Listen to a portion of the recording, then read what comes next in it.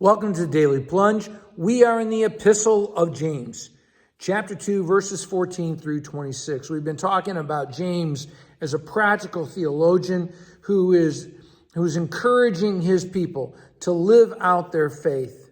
He says, if you say you have faith, if you say you love Christ, then how can you live that out? And this is the same message that the Apostle John has in his first letter.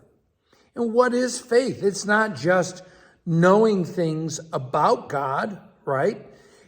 Faith is trusting God for his promises and trusting God for your life.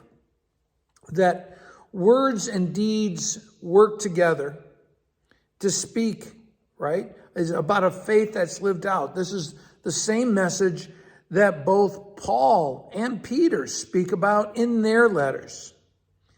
So James goes on to lift up the example of Abraham. Now, Paul in Romans chapter 4 speaks about how Abraham was counted as righteous because of his faith.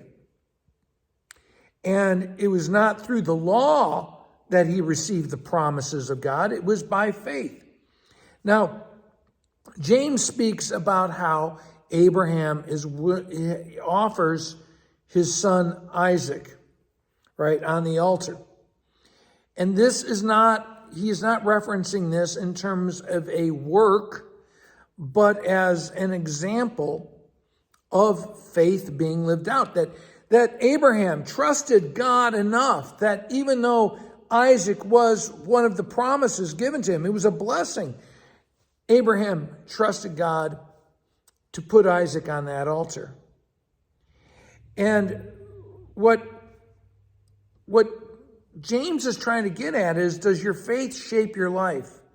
What impact does faith have on how you live your life each day?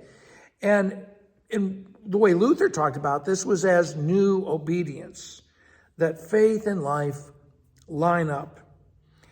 Living faith, it's not about living faith versus works.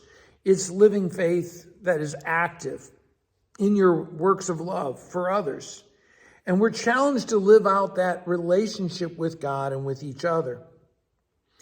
And you think about, can an active faith be dead? Well, no, but people that just live by works, that are just living by the law, they can be really good people, but they don't have faith. And so what if faith is dead? I mean, that's something that James asks the question about.